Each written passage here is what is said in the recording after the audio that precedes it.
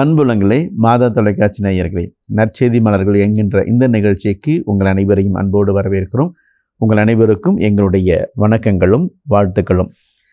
சென்ற வாரத்தில் father Vincent Babu அழகா தன்னுடைய அனுபவங்களை பற்றி சொல்லிட்டு இருந்தார். குறிப்பாக அவருடைய தேவ அழைத்தல் எப்பேற்பட்ட தேவ அழைத்தலாக இருந்துச்சுன்னு சொல்லிட்டு 6ஆம் கிளாஸ் படிக்கும்போது ஒரு ஃபாதர் மலையில் போஸ் வச்சுட்டு இருந்தார். அதை பார்த்து தானும் சாமியார் ஆகணும்னு சொல்லிட்டு அழகாக முன்னெடுத்து வச்சார் காலை. அதே போல் 12ஆம் கிளாஸ் படிக்கும்போது ஒரு ஃபாதர் கூட்டிகிட்டு இருந்தார் அவருடைய வளாகத்தை. அதை பார்த்துட்டு நான் இவரை போல் ஒரு சாமியார் ஆகணும்னு சொல்லிட்டு ஃபாதர் ஆனார். அது போல் இன்னொன்று வெஸ்ட் ஆஃப்ரிக்கா மிஷினரியாக போகணும் அப்படிங்கிற ஒரு எண்ணம் எப்படி வந்துச்சுட்டு அழகாக சொல்லிட்டு இருந்தார் ஃபாதர். தன்னுடைய ஒரு ஃபாதர் அவரோட பேசிகிட்டு இருக்கும்போது மிஷினரியாக போகணும் அப்படின்னு சொல்லிட்டு கீழே நான் அவங்க ப்ரொவின்ஷியல் ஃபாதர் அவங்க ப்ரொவின்ஷியல் வெஸ்ட் ஆஃப்ரிக்கா போகிறியா அப்படின்னு சொல்லி அழகாக கேட்டதாக சொன்னார். வாங்க தொடர்ந்து அவரிடம் அவருடைய அனுபவங்களை கேட்டு தெரிஞ்சுக்கொள்வோம். ஃபாதர், போன வாரத்தில் நம்ம பேசிகிட்டு இருக்கும்போது நீங்கள் சொன்னீங்க, அந்த மக்கள் பற்றி சொன்னீங்க. நீங்கள் இருந்த பங்கு, அந்த பங்கில் 50,000 கிறிஸ்டியன்ஸ் கேத்தலிக்ஸ் இருக்கிறாங்கன்னு சொல்லிட்டு. அதே போல் அவங்க கோயில் இல்லைங்களா? அந்த கோயில் இல்லாத போது எப்படி இருந்துச்சு அந்த கோயில் பற்றி சொல்லுங்களேன். முதல்ல கீத்துக்கோட்டையில் தான் இருந்தது. நாங்கள் கீத்துக்கோட்டையில் இருந்தோம், ப்ரீஸ்ட்டுங்க. ஆல்டர் மாத்திரம் கீத்துக்கோட்டையில் இருந்தது. மக்களுக்கு ஒன்றும் இல்லை, அப்படி தான் இருந்தது. மக்கள் ஓப்பன் ஏரியா, வெட்ட வெளியில் அவங்க இருந்தாங்க. அதுக்கப்புறம் அவங்களுக்கு நாங்கள் ஒரு வருஷத்துல மெதுவாக அவங்களுக்கு கீத்து போட்டோம், கொட்டாய் போட்டோம்.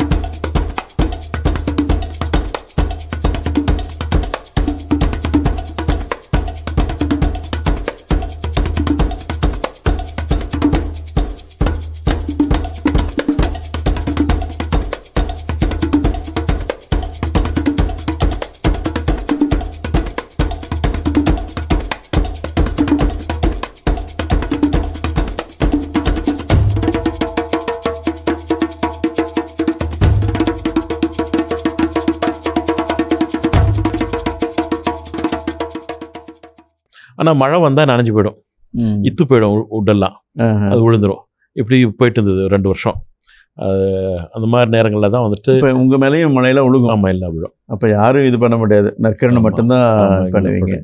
அந்த நல்ல ஒரு கோயில் கட்டினா நல்லாயிருக்கும் அப்படின்னு யோசனை இருந்தது. அதே சமயத்தில் மக்கள் ஏழைகள், ரொம்ப ஏழைகள், டெய்லி உழைச்சி சாப்பிட்றவங்க. அந்த மாதிரி இருக்கும்போது நம்ம எப்படி என்ன செய்யறதுன்னு ஒன்றும் புரியல எனக்கு. சரி, கடவுள் நம்ம அழைச்சிருக்கிறார், கடவுள் நம்பி போவோம், இப்போதைக்கு என்ன செய்யலான்னு யோசிக்கலான்னு சொல்லிட்டு நின்றுட்டு இருந்தேன். அந்த மாதிரி நேரத்தில் ஒரு அட்லீஸ்ட் ஒரு டென்ட்டு மெட்டல் ஷீட்டில் போடுவோம். இப்போ கீத்துக்கோட்டாய் போட்டிருக்கோம், மெட்டல் ஷீட்டில் போடுவோம், பின்னாடி கோயில் பார்த்துக்கலாம் அப்படின்னு ஒரு ஆசை வந்துச்சு. இப்போ ஃப்ரான்ஸ் ப்ராவின்ஸ் ஒரு சின்ன தொகை கொடுத்தாங்க, 2000 யூரோ கொடுத்தாங்க. அதை வச்சு நாங்கள் முதல் பகுதி ஆரம்பித்தோம். ஒரு ஆல்டர் கூடிய பகுதி, மேடை, அப்புறம் ஒரு ப்ரீஸ்ட்டுங்க, ஒரு 500-600 பேர் உட்கார மாதிரி ஒரு பகுதி உருவாக்கணும். அதுக்கப்புறம் மக்கள் உதவி செஞ்சாங்க கொஞ்சம் கொஞ்சமாக. அது நிறைய பேர் வேலை செய்கிறவங்களுக்கு சாப்பாடு செஞ்சு தருவாங்க, வயசானவங்க ஃப்ரீயாக செஞ்சு தருவாங்க. நிறைய பேர் ஃப்ரீயாக வேலை செஞ்சாங்க, வெல்டர்ஸ் எல்லாம் ஃப்ரீயாக வேலை செஞ்சாங்க. அந்த மாதிரி ஒரு நல்ல சொல்லிடாட்டிச்சு மக்கள்கிட்ட, அவ்வளோ நல்லா இருந்தது. அதை வச்சு நாங்கள் 2000 பேர் உட்கார மாதிரி மெட்டல் ஷீட்டில் ஷெட்டு போட்டோம். ஓகே, உள்ள உட்காரத்துக்கு சிமெண்ட்லேயே சின்ன சின்ன வரிசையாக 2 செங்கல் வச்சு கட்டி அதில் உட்கார மாதிரி பண்ணுனாங்க. 2000 பேர் உள்ள உட்காந்து பூசை பார்க்கலாம். அது அழகாக இருந்தது. எத்தனை பேர்? 2000 பேர். அவ்வளோ பெரிய இடம். ஆமாம், டென்ஷன். ஏன்னா 4000 பேர் வராங்க. எங்களால் அவ்வளோலாம் கட்டுவோம். 6000 பேர் வரைக்கும் வராங்க. சண்டே மாஸ் டைமில் டெய்லி 500 பேர் வராங்க. டெய்லி மாஸ்க்கு 500 பேர் வராங்க. 5:45 பூசை வைப்போம், 500 பேர். 2 இடத்துல பூசை வைப்போம், 2 இடத்துலையும் அவ்வளோ இருப்பாங்க. 500 பேர் வந்துடுவாங்க. சாயந்தரம் பூசைக்கு அவ்வளோ வருவாங்க. அது ஆச்சரியமாக இருக்கு. ஆமாம், அது காலை 5:45 சைக்கிள்லாம் வருவாங்க. சைக்கிள் இப்போ தான் மோட்டர் பைக், அப்போல்லாம் சைக்கிள் தான், நடந்து வருவாங்க. ஒரு சாதாரண ஒரு பங்கு தான். ஆமாம், இந்த மாதிரி இப்போ தான் ஒரு 1 இயராக போராடணும். அதுக்கப்புறம் 2005 8 வரைக்கும் போகிற அந்த ஷீட் கொஞ்சம் கொஞ்சமாக முடித்தோம்.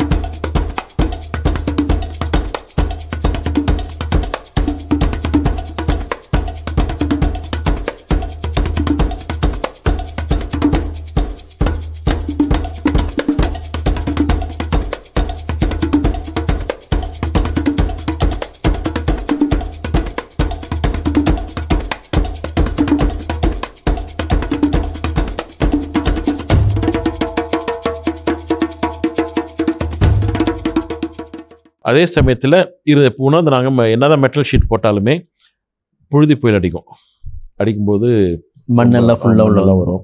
மழை அடிக்கும்போதும் உள்ளே வந்து காற்று பயங்கரமாக அடிக்கும். என்னதான் பண்ணாலுமே நல்ல கோயில் கட்டி ஆகணும்னு சொல்லிட்டு முடிவெடுத்தோம். அதை வந்து மெதுவாக மக்கள்கிட்ட பேச ஆரம்பித்தோம். மக்கள்கிட்ட போய் கொஞ்சம் கொஞ்சமாக பேச ஆரம்பித்தோம். சின்ன சின்ன கேள்விகள், அதாவது கோயில் தேவையா, நமக்கு இந்த கொட்டாய் போதாதா, தேவைன்னா என்ன செய்யலாம், தேவையில்லைன்னா ஏன் தேவையில்லை, இப்படி தேவைன்னா என்ன பண்ணலாம், என் பக்கத்து பங்கில் போய் காசு கேட்கலாமா, இல்லை வெளிநாட்டில் காசு கேட்கலாமா, என்ன பண்ணலாம், நம்மளால் கட்ட முடியுமா, நம்மளால் கட்ட முடியும்னா என்ன செய்யலாம், சிம்பிள் சாதாரண கேள்விகளில் ஒவ்வொரு அண்மையமாக போய் ஆண்கள் தனியாக, பெண்கள் தனியாக, குழந்தைகள் தனியாக, யங்ஸ்டர் தனியாக பேசிட்டு இருந்தோம். அவங்க ஆரம்பத்தில் நினச்சானாக்க வெள்ளைக்காரங்க, நாங்களாம் வெள்ளைக்காரங்க அப்படின்னு நினச்சிட்டாங்க. வெள்ளைக்காரங்க வந்தால், வெளிநாட்டுக்காரங்க வந்தால் காசோடு வருவாங்க, கோயில் உண்டியல் போட கூட தேவை இருக்காது அப்படின்னு நினச்சோம். என்ன நீங்கள் கோயிலை கட்ட சொல்கிறீங்களே அப்படின்னு பேசிட்டு இருந்தாங்க. அப்போது நான் அன்னைக்கு பார்த்து ஒரு குழந்தை கூட பேசிகிட்டு இருந்தேன் இந்த மீட்டிங்கில். கேட்டிருந்தேன், என்னம்மா நீங்கள் என்ன சொல்கிறீங்க அப்படின்ட்டு. சின்ன சின்ன பிள்ளைங்க, கோயில் தேவையான, ஆமாம் தேவை, ஆமாம் சரி, நீங்கள் என்ன பண்ணுவீங்க அப்படின்னு கேட்டேன். நாங்களாம் ப்ரே பண்ணுவோம் ஃபாதர். சூப்பர், வேறு என்ன பண்ணுவீங்களா அப்படின்னு. 10 வயசு இருக்குன்னு ஒரு குழந்தை டக்குன்னு நம்ம மதிப்புக்கு 200 ரூபா, 20 ரூபா எடுத்து கொடுத்துச்சு. 200 ஃப்ரெண்ட்ஸ் சேஃபா 20 ரூபா பக்கம் எடுத்து கொடுத்து நான் கொடுக்கணும் சொன்னம்மா. இல்லைம்மா, அம்மா சாப்பிட கொடுத்துருக்காங்க, வச்சுக்கோ, ஒன்றும் பிரச்சனை இல்லை, நீ கொடுத்ததே பெருசு அப்படின்னு.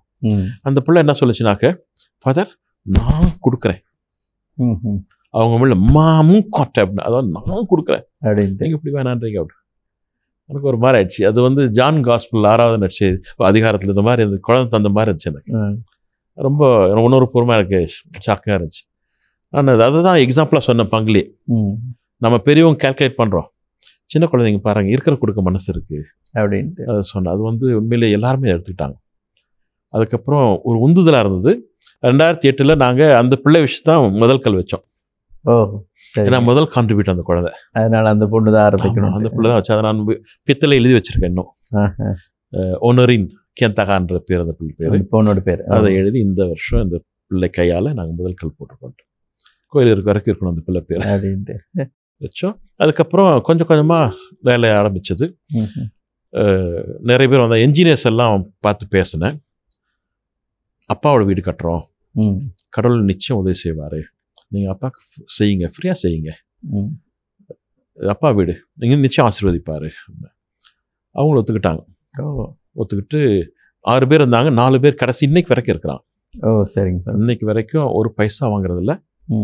எத்தனை மீட்டிங் எனக்கு தெரிஞ்சு நைட் 9 மணிக்கு ஆரம்பிப்போம், 1 மணி வரைக்கும் டிஸ்கஸ் பண்ணுவோம். ஒரு ஆர்கிடெக்ட், அவர் முஸ்லீம், ஒயிட் ஃபால்ஸ் கூட நிறைய வருஷம் வேலை செஞ்சவர்.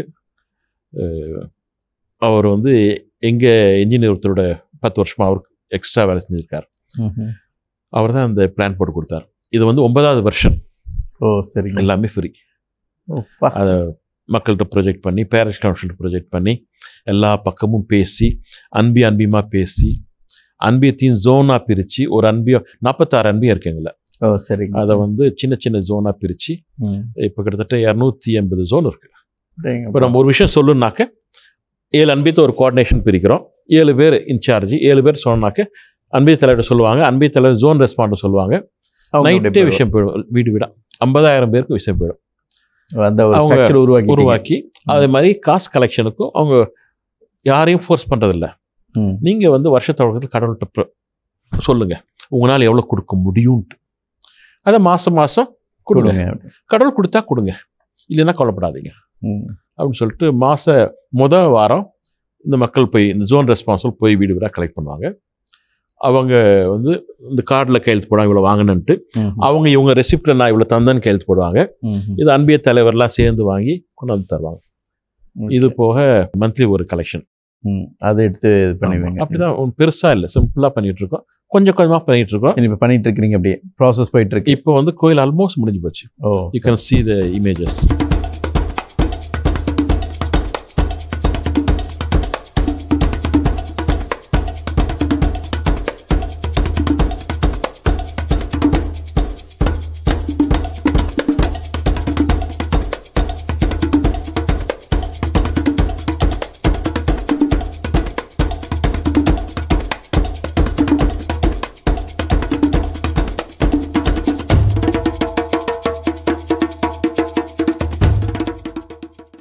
கோயில் வந்து இப்போ 4000 பேர் உட்கார மாதிரி கோயில் கட்டுறோம். அவ்வளோ பெரிய கோயில்.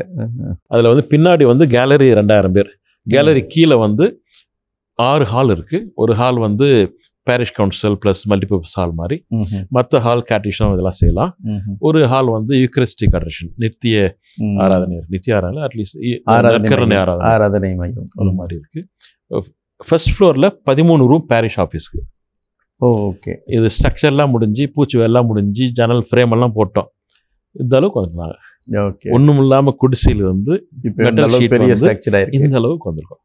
இதெல்லாம் பார்க்கும்போது கடவுள் வந்து நிறைய சமயங்களில் முடியாது, தெரியல அப்படின்ற எப்படி தான் தள்ளுவார தெரியாது. இல்லை, அந்த மக்களுடைய கான்ட்ரிபியூஷன் தான். 100% மக்கள் கான்ட்ரிபியூஷன். உழைப்பு நிறைய பேர் கொடுக்குறாங்க ஃப்ரீயாக, சில பொருளாக கொடுக்குறாங்க, காசாக கொடுக்குறாங்க. பரவாயில்ல. ஒரு எஸ்டிமேஷன் எவ்வளோ ஃபாதர் இருக்கும் அதுக்கு? இது வரைக்கும் நாங்கள் செலவு பண்ணது 10 கோடி. அப்படியேப்பா. ஏன்னா 70 மீட்டர் நீளம், 40 மீட்டர் அகலம், உயரம் 27 மீட்டர். நல்ல ஹியூஜ் ஸ்ட்ரக்சர் அது. பரவாயில்ல. அந்த கோயில் இப்போ கட்டிட்டு இருக்கிறீங்க, ஆல்மோஸ்ட் முடியிருக்காச்சு. ஆல்மோஸ்ட் கடலாரில் இருந்தால் அடுத்த வருஷம் அக்டோபரில் ஆசீர்வதிக்கப்படலாம் அந்த கோயில். எப்போ ஆரம்பிச்சிங்க? எத்தனை வருஷமாக நடந்துட்டு இருக்குங்க? 2008 இதை பற்றி பேச ஆரம்பித்தோம். சிம்பாலிக்காக ஃபஸ்ட் ஸ்டோன் போட்டோம். 2011 தான் பிளான்லாம் முடிஞ்சு கவர்மெண்ட் ஆத்தரைசேஷன் வாங்கி ஃபஸ்ட்டு எழுப்பினோம். 2011 போயிட்டு இருக்கு. 12-13 வருஷம் ஆச்சு போயிட்டு இருக்கு. வாழ்த்துக்கள் ஃபாதர். அந்த கோயிலுடைய அபிஷேக விழா நல்ல நடைபெறணும்னு சொல்லிட்டு கண்டிப்பாக எங்கள் மக்கள் ஜெயிப்பாங்க. அது இதுக்கு அந்த மக்களுடைய விசுவாசம், அந்த மக்களுடைய கல்ச்சர், அதை பற்றி கொஞ்சம் சொல்லுங்களேன். அவங்களுடைய கலாச்சாரம் ரொம்ப அருமையான கலாச்சாரம். அவங்க மொழியிலேயே இருக்குது எல்லாமே. ரொம்ப ஆச்சரியமாக இருக்குது. இப்போ நம்ம குடும்ப உணர்வு, சமுதாயமாக இருக்கின்ற உணர்வு, இந்த மாதிரி விஷயங்கள்லாம் ரொம்ப ஆழமாக இருக்கும். இப்போ பார்த்தீங்கன்னா வந்துட்டு கஷ்டப்பட்டு வேலை செஞ்சிட்ருக்கான்னா, நான் பார்த்து கஷ்டப்பட்டு வேலை செய்கிறே அப்படின்னா அவன் பதில் என்ன இருக்குன்னா, என் கஷ்டத்தை பார்க்க நீ தான் என் தலைவன் அப்படிமா. இதுதான் விஷிங். ஒருத்தனை பார்த்து டும்டோ அப்படிமோ, அதாவது கஷ்டப்பட்டு வேலை செய்கிறியே அப்படின்னு, அதான் விஷிங். அப்படி சொன்னால் அவன் பதில் வந்து நாபா அப்படிம்பாங்க. அப்படின்னா என் கஷ்டத்தை பார்க்குற நீ தான் என் தலைவன். உறவுகள் மயமாக வச்சுருக்கோம். நிறைய இப்போ வந்து திருவிழா விஷயங்கள்லாம் பாருங்களேன். என்ன சொல்கிறாங்கனாக்கா, நம்ம ஒன்றா இருக்கிறோமே, அந்த ஒரு இதுதான் சொல்லுவாங்க. அதான் விஷிங். கடவுள் நம்ம ஒன்றா இருக்க வச்சிருக்கிறாரே, இதுவரைக்கும் கொண்டாந்துட்டாரே, ஒன்றா இருக்கிறோமே அப்படின்னா, இது வரைக்கும் வந்துட்டோமே ஒன்றா, அதான் விஷிங். அதுக்கு பதில் வந்து அடுத்த வருஷம் நம்ம ஒன்றா ஆக்கிட்டோம். பாசிட்டிவ்னஸும் இருக்கு. அந்த மாதிரி தான் சொல்லுவாங்க. இது வரைக்கும் ஒன்றா இருக்கிறோமே அப்படின்னா அடுத்த வருஷம் ஒன்றா இருக்கட்டும். அதுக்கப்புறம் அவர் என்ன சொல்கிறான், அடுத்த வருஷம் பத்தாது, தொடர்ந்து வருஷங்களாக ஒன்றா இருப்போம். இப்படி தான் போவோம் கான்வர்சேஷன். அப்படியே. ஆமாம். விஷிங்க்கு நிறைய டைம் எடுப்பாங்க. உறவுக்கு நிறைய டைம். வீட்டுக்கு போனீங்கன்னாக்கா வந்துட்டு முதல்ல வந்து தண்ணி கொடுப்பாங்க. அதுக்கு முன்னாடி முதல்ல விஷ் பண்ணிவிடுவாங்க. விஷ் பண்ணி தண்ணி கொடுப்பாங்க. தண்ணி நம்ம அவங்க குடிச்சிட்டு கொடுப்பாங்க, விஷம் இல்லைன்னு சொல்கிறதுக்கு. ஓகே. தண்ணி ரொம்ப ரேர் ஐட்டம், அங்கே ஸ்கேர்சிட்டி அது. அப்படி வேறு. அதனால் தண்ணி தான் வந்து விருந்தாளி. தண்ணி தங்கம் மாதிரி, விருந்தாளி தங்கம் மாதிரி, விருந்தாளி தண்ணி மாதிரி அப்படிமா. அவங்க பழமொழியே சான்லா கோம் அப்படின்னா விருந்தாளி தான் தண்ணி. அவங்க வந்து ஸ்கேர்சிட்டி ஆஃப் வாட்டர், தண்ணி இல்லை. கேபிட்டலில் தண்ணி இருக்குது, மற்ற இடங்கள்லாம் தண்ணி பிரச்சனை இருக்குது. ஓகே. அப்போ வந்து அவங்க வந்து விஷ் பண்ணிட்டு தண்ணி கொடுப்பாங்க, நம்ம கொடுப்போம். அது வந்து ஒரு நம்ம சொரபுட மாதிரி இருக்கும், அதுதான் கொடுப்பாங்க. அது ட்ரெடிஷனில் நம்ம குடிச்சிட்டு வீட்டு தலைவர் குடிப்பார், மற்றவங்கலாம் குடிப்பாங்க ஒரே பாத்திரத்தில். அதுக்கப்புறம் தான் திரும்பியும் வந்து தொடங்குவாங்க, நல்லா இருக்கீங்களா, வீட்டில் நல்லா இருக்கீங்களா, அப்படி 3 முறை விஷ் பண்ணுவாங்க. To tell that we are all for you, எல்லா நேரமும் உங்களுக்கு கொடுக்குறோம். அதுக்கப்புறம் தான் விஷயத்துக்கு வருவாங்க. ஓகே. விஷயங்கே வந்து ஒரு பெரிய ஒரு இதாக எழுத்துமா கௌத்தம்லாம் இருக்காது. அவங்க மொழி, கலாச்சாரம் எல்லாமே ரொம்ப சமுதாய உறவுகள் பின்னி பிணையிற மாதிரி இருக்கும். ரொம்ப அருமையாக இருக்கும். அதே மாதிரி விஷயம் எல்லாத்தையும் கடவுள் வார்த்தை இருக்கும். இப்போ நைட்டு போகிறோன்னா வந்து கடவுள் அருளால் நாளைக்கு நீயாகவே எந்திரிப்பா அப்படிம்பாங்க. 4 பேர் தூக்குற மாதிரி ஆயிடுச்சுன்னா எப்படி பாருங்க, வெண்ணை கிட்டி இக்கிட்டோரே அப்படின்னா நீயாவே எந்திரிக்கணும்ப்பா, கடவுள் அருளால் அப்படி விஷயம் பண்ணாங்க. கடைசியாக போகும்போது எல்லாமே இது மாதிரி கலாச்சாரம் ரொம்ப அருமையாக இருக்கும்.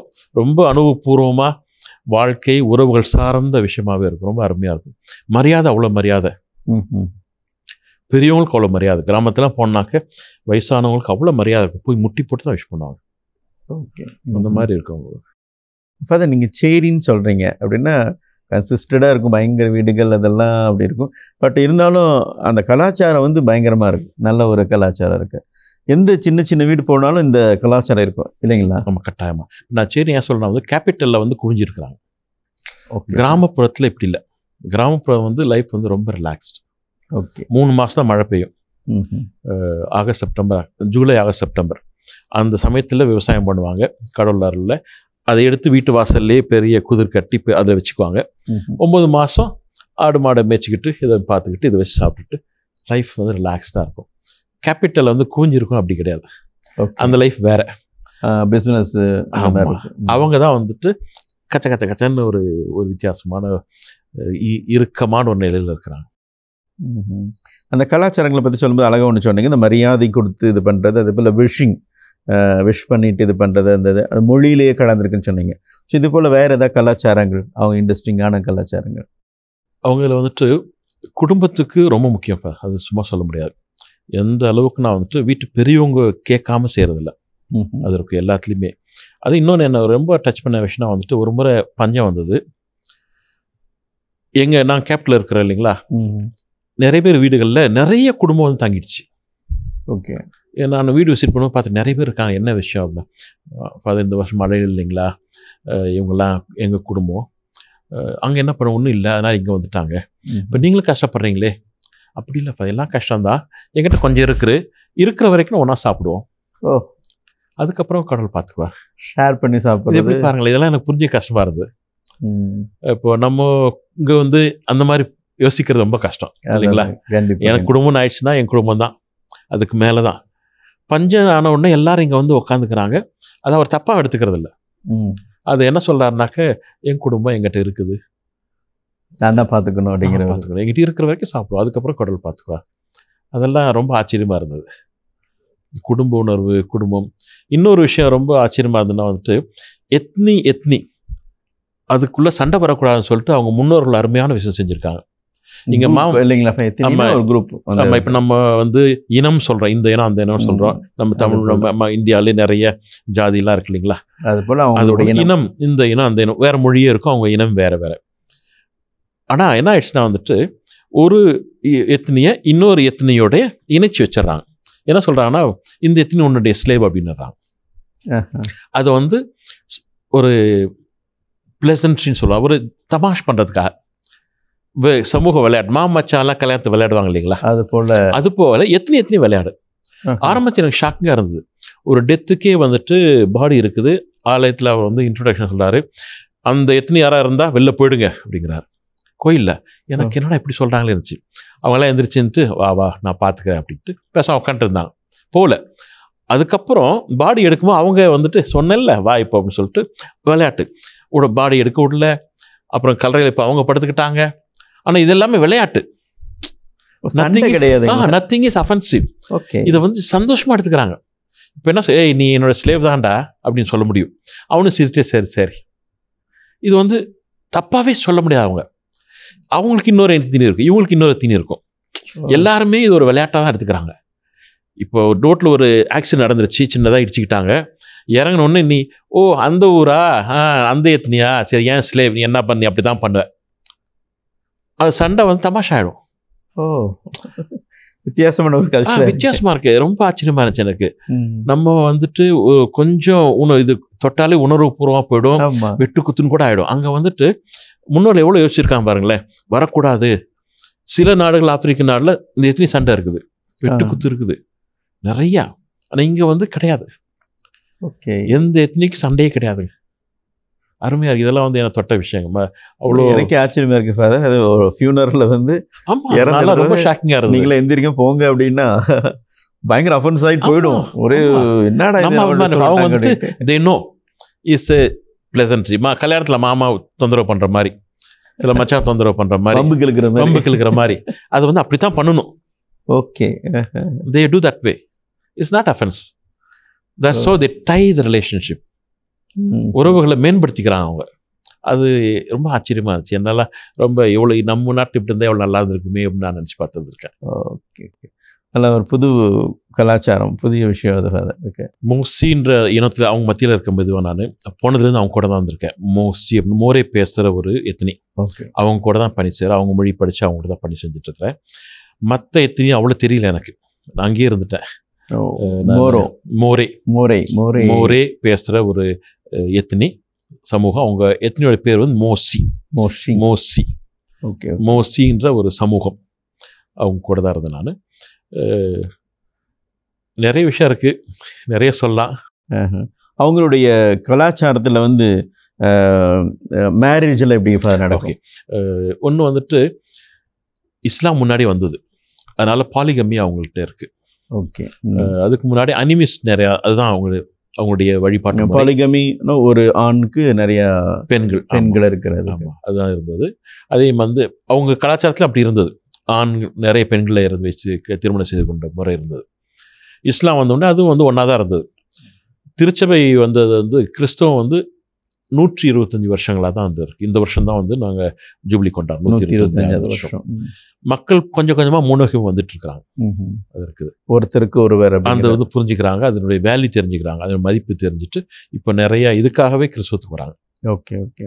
எங்கள் பேரிஷ்லேயே வந்து எங்கள் பேரிஷில் மாத்திரமே ஈஸ்டர் நைட்டில் நாங்கள் 400 to 600 பேர் கன்வர்ஷன் சக்கரம் கொடுப்பாங்க. ஓ, ஈஸ்டர் அன்னைக்கு வந்து 400-600 பேருக்கு ஞானஸ்நானம் கொடுக்குறீங்க. 3 வருஷம் படிப்பாங்க. தொடர்ந்து பேசுவோம் ஃபாதர். உண்மையாக ரொம்ப இன்ட்ரெஸ்டிங்காக இருக்குது ஞானஸ்நானத்துக்கு இப்படிங்கிறது. அடுத்த வாரம் இன்னும் அதிகமாக அனுபவங்களை கேட்டு தெரிஞ்சுக்கிறோம் ஃபாதர். அன்பு உள்ளங்களே, ஃபாதருடைய அனுபவங்கள் வெஸ்ட் ஆஃப்ரிக்காவில் எவ்வளோ அழகாக சொன்னார் பாருங்கள். அந்த இனத்துக்கும் 2 இனம் இருக்குதுன்னா அவங்களுக்கு சண்டையே வராத அளவுக்கு அவங்களோட ஸ்ட்ரக்சர் அவங்களுடைய முன்னோர்கள் உருவாக்கி வச்சுருக்கிறாங்கன்னு சொல்லிட்டு அழகாக ஃபாதர் சொன்னார். அதே போல் அவங்களோட லாங்குவேஜ், அதுலேயும் அவங்க கல்ச்சர் இருக்குது, அவங்க மரியாதையை சொல்கிறது. ஒவ்வொருத்தரை பேசும்போது அழகாக விஷ் பண்ணி நீங்கள் நல்லா இருக்கணும். அதை விட என்ன, நைட்டு சாப்பிட்டு பேசிட்டு போகும்போது அழகாக சொன்ன வந்து நம்மள குட் நைட் அப்படின்னு போயிட்டு வரோம் அப்படின்னு சொல்லிடுவாங்க. பட் அவர் சொன்ன பாருங்கள், நாளைக்கு நீ எந்திரிக்கும் போது நீயா எந்திரிக்கணும் அப்படின்னு சொல்லிட்டு ஒரு ஜெபம் கலந்த ஒரு விஷயம் அழகாக சொன்னார் ஃபாதர். உண்மையாலுமே ஃபாதர் கலாச்சாரம் நல்ல ஒரு கலாச்சாரம் இருக்குது. தொடர்ந்து பேசுவோம் ஃபாதர். அன்புள்ளங்களே, அடுத்த வாரம் இன்னும் அதிகமான அனுபவங்களை ஃபாதர்கிட்ட நம்ம கேட்டு தெரிஞ்சுக்கொள்வோம். அதுவரை உங்களிடமிருந்து நாங்கள் விடைபெறுகிறோம். நன்றி, வணக்கம்.